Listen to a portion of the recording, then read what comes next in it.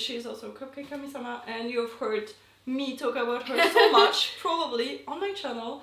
Yeah, and I feel honoured every time you mention me. Really? I'm like, that's me! So finally I wanted to introduce you properly to her. So she also has a blog, Cupcakes and Unicorns. That's right, and that's what you do most? Yeah, that's my primary thing. Like, for me, blog comes first and then everything else. And you also do write for Wonderworld. That's right, yeah. So I guess if anything, it's like my blog first, then Wonderworld, because they pay me. And then YouTube, because that links to the blog.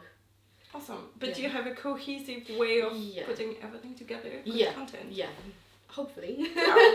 So check it out, because she is always making super cool, interesting articles, and so you should really check it out. Yeah. So this weekend we've actually been coming to Lou Graves, and it's been a full weekend of filming extra cool content together, and it's amazing. It's been amazing. Top quality content is coming your way. But let's get into the real interview. Let's get to know her. Yeah. So, when did you start wearing Lolita fashion? I think a lot depends on how you count that. I bought my first Lolita dress back in 2011 when I was in Japan at the time in Osaka. I went to Bodyline because it was massive at that time. It was a big red shop with very loud music in the middle of Shinsaibashi. But I bought that dress because it was red with white polka dots and it was a halter neck. So I bought that to use it for like 1950s fashion. And I didn't get seriously into Lolita until more like 2013, 2014, when I was in Japan again. So it's, depending on how you count, it will be 9 to 7 years. And how did you discover about Lolita fashion? Was that when you entered that Bodyline store or before? A little bit before. So when I started university, my senpai, and I mean that as a senpai, not as anime senpai, actual senpai. In Japan then? No, at my university, because I studied Japanese. Okay, yeah. My senpai at the time was a Lolita. She was wearing it every day, and I just thought, oh, she has this really cool alternative style that she wears that works for her. She's gone from sweet Lolita and then into like the creepy cute version of it. But that was like my first contact with Lolita fashion, so it was always, oh, this is a fashion that people wear. And then when I got to Japan, I realised that it's a Japanese fashion and that there's a shop like Bodyline that sells it, and it sort of stayed there for a long time. I was like, okay, here's Bodyline, here's Lolita, here's a dress, put it on, have a petticoat, and that's it. And as I sort of started getting more serious about the fashion, then I learned, oh wait, there's rules, there's other things, there's brands. I learned about brands quite late. But yeah, so my introduction was very much through my senpai and just seeing people wear it. And that's so interesting. I know. Usually people have a more weavy way of into that. So, and you had the real fashion thing to start. Even though I never sort of asked, by the time I started getting serious, she stopped wearing Lolita. But it was very much like, okay, so I've seen her wear it. She's then moved into this other way, like from sweet to creepy cute. I'd never had any of the anime experiences, even though I've read Death Note. But I never connected that Misa Misa was supposed to be a Lolita, because it wasn't explicitly said that, oh, she's wearing Lolita. It was just she was in a frilly dress, and that's it. How often do you wear Lolita, and to what occasions?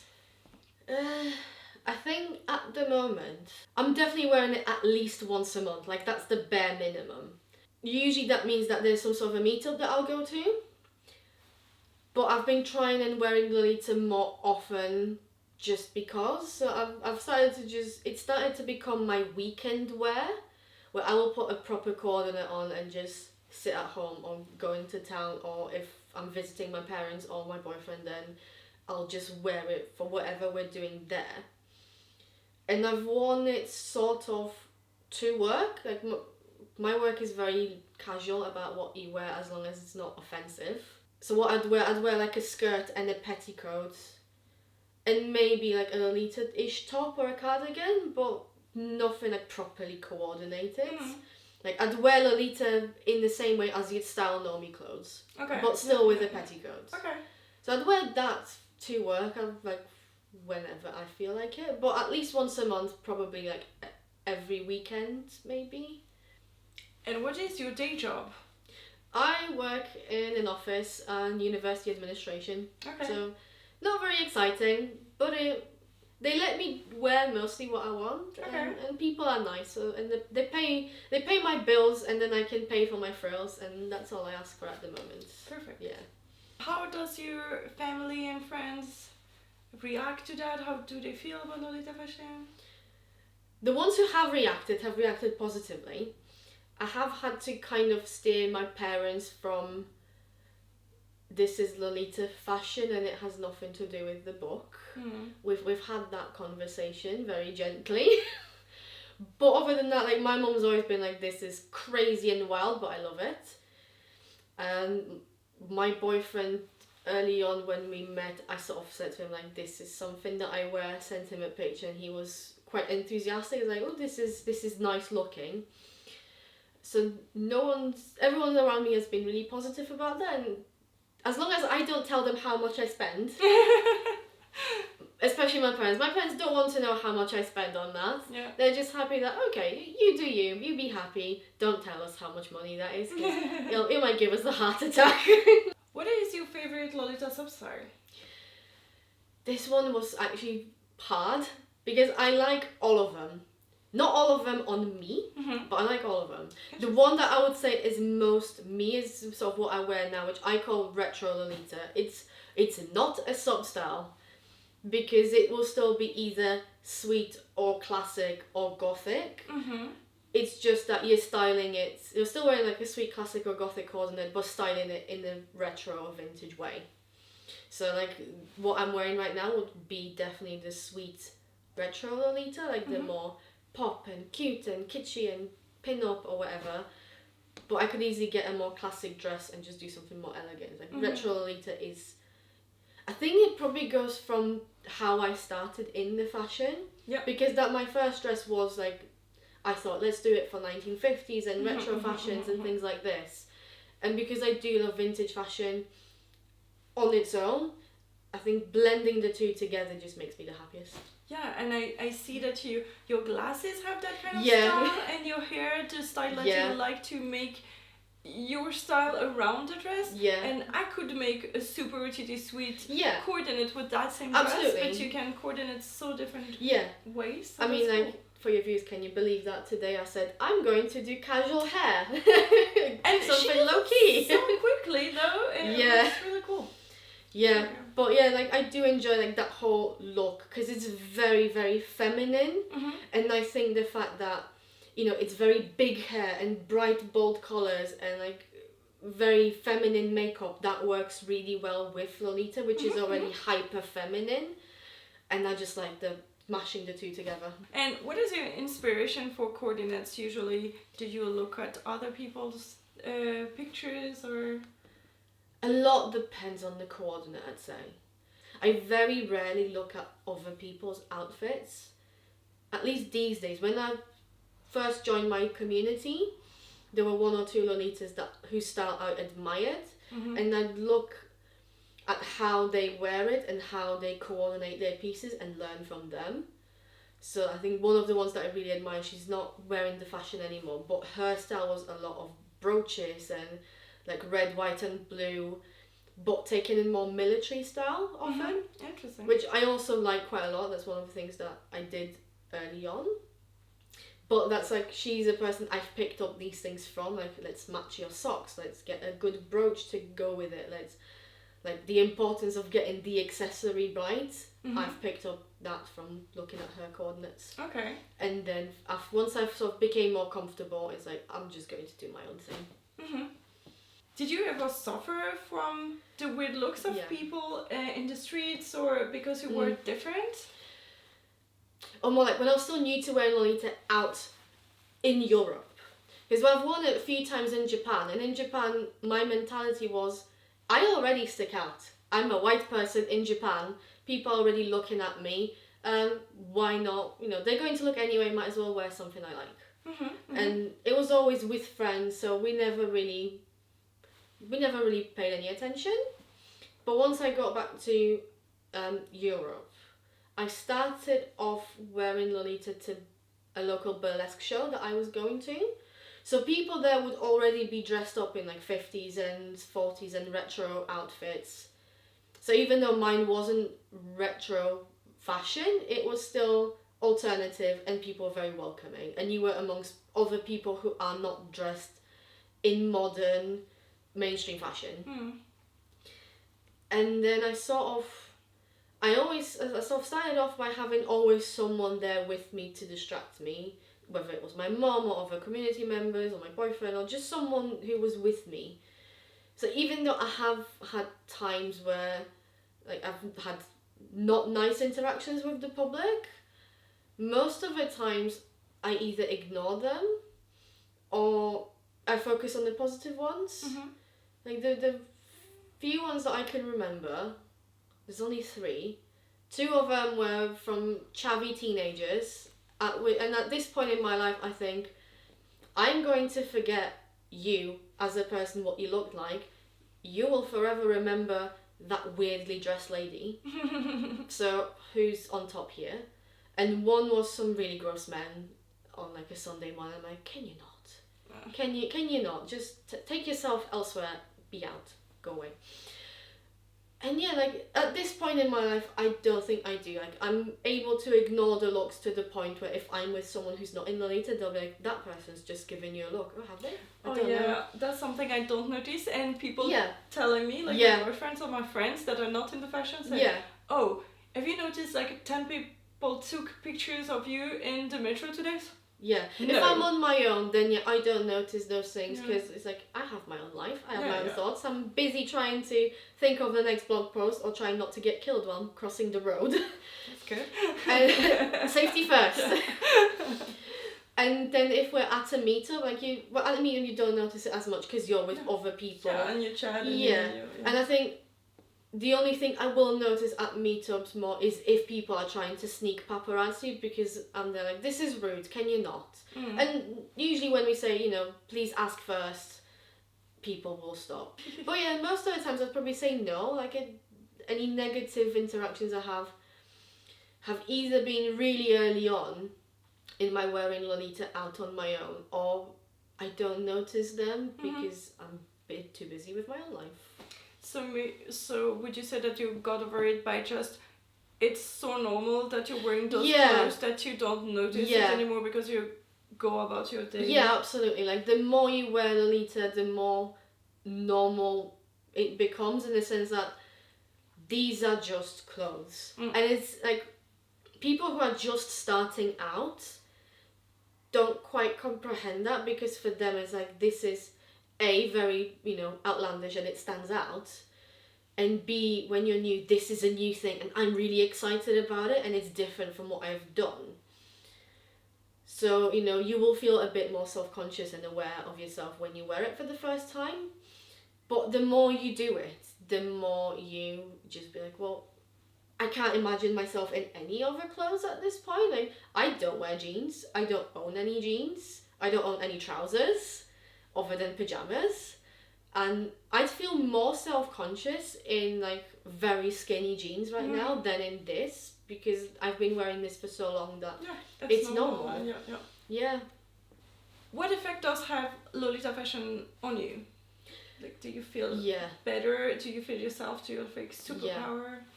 I think the biggest effect overall, like long term, has been confidence. Like confidence for me, confidence and body image have been something that I've had to learn to cultivate in myself and be positive about that. And mainstream fashion really doesn't help you with that when you go to the same shop and 2 different items will have 2 different sizes and you just feel really horrible about yourself. So it's been a journey like this by seeing, well, A, by wearing clothes that fit me well and I don't have to worry about what size they are because it's all in measurements.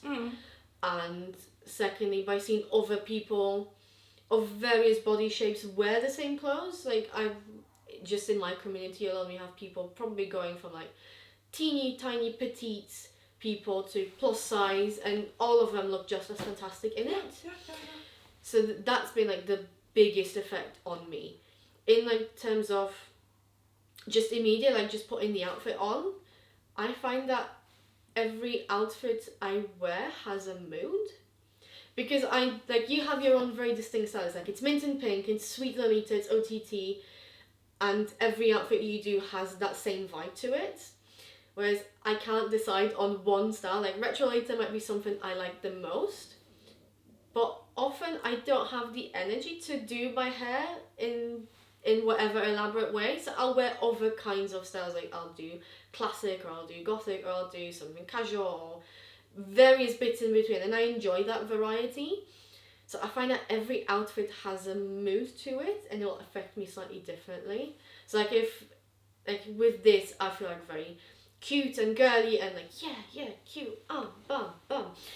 But then like for one meetup recently, I've worn an outfit that was kind of inspired by fortune tellers, which was more slightly dark. It was a classic outfit, but slightly darker and more like mysterious. It's more like, yes, I will tell you your fortune. Please give me a hand. And it sounds like there's a character, but it's not. It's just like you feel yourself on a different level. It's like, oh yes, I can be that person today.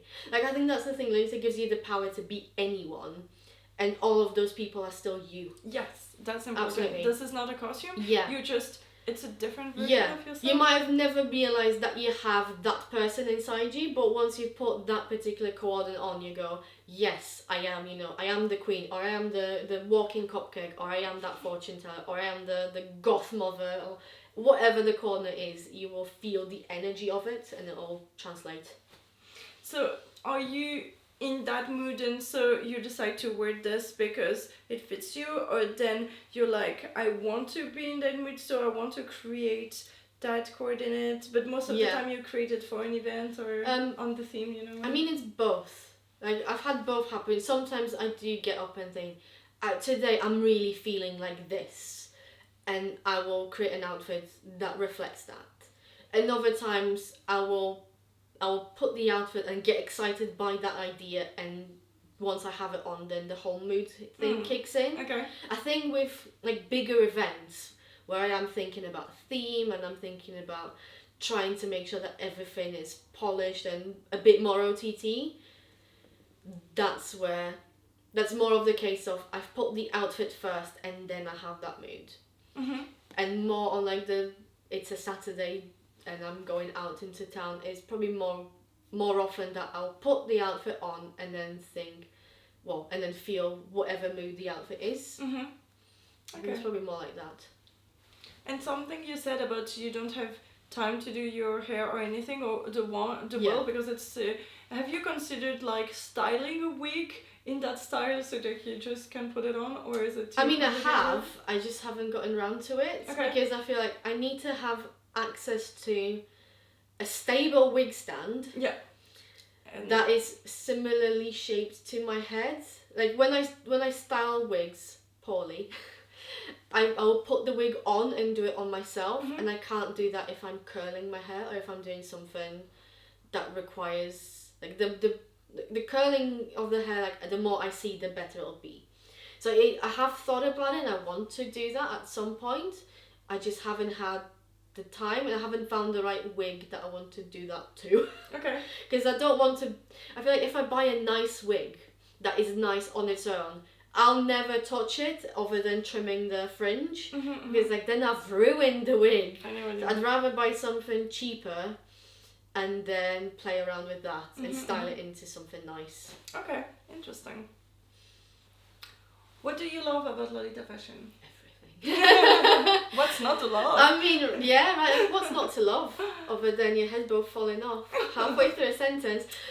No, like everything about it isn't like from the visual aspect of purely looking at the clothes and looking at how people wear it, to the community aspect and like meeting friends through this fashion, meeting your wider community and making connections.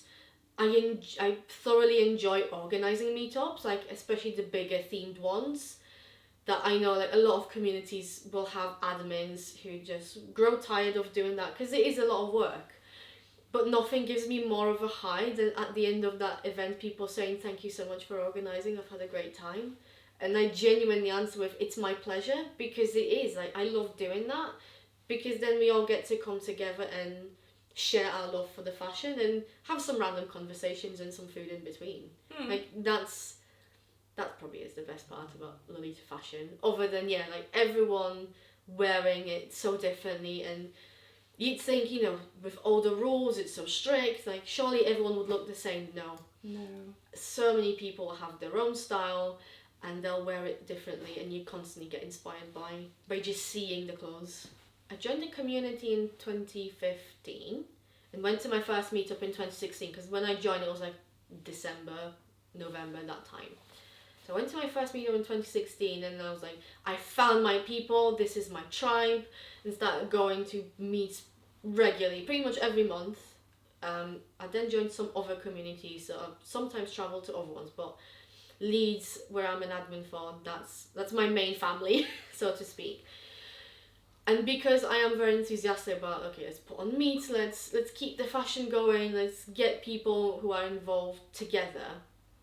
When at some point the admins at the time said, we are looking to get someone to join our team, because some people have left, some people want to take a break from admin responsibilities, I thought to myself that this is a right thing for me to do, in the sense that I felt like I have the time to commit to making sure that the community is a safe space, that we're cleaning up where we have to, like everyone can voice their concerns, and keeping the group active and welcoming.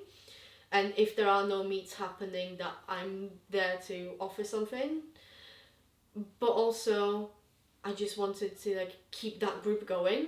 There was like this tiny part at the back of my head going, no, there's mods leaving, there's people that I've admired since I joined not leaving the fashion or just taking a step back from admin.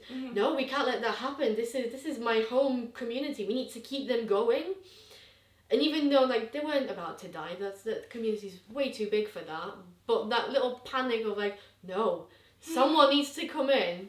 And even though at that time I already knew I will probably be moving out of Leeds, Yorkshire area, I thought, no, for as long as I'm there and as long as I'm able, I'll join the mods team. And they've accepted me fairly quickly. They said, oh yeah, we know you. that was it. We know you, we know you're reliable and organised, so yeah. And it's been like that since, like 2 years almost. Okay, cool. Yeah. Thank you so much for taking the time. No, absolutely, it was my pleasure. And thank you for having stayed that long to that video. I know. Sorry, I ramble. That's fine, and that was so interesting. So. Hopefully you'll think that as well. Hopefully it's interesting absolutely. to others as well. And so if you want to see more about her, I will put the links to all her blogs and everything. If you want more words from me, it's my blog. Yeah, and also her YouTube channel, there will be a thing at the end and a link with all the cool stuff we've been doing. Yeah. Like a whole playlist of all the different style swap we've done on all our channels. Yeah, I will put it at the end. So good. And you can love it. see all that and very cool also interviews. Yeah. So amazing. Thank you so much for watching, and remember, everybody can be kawaii. Bye. Bye.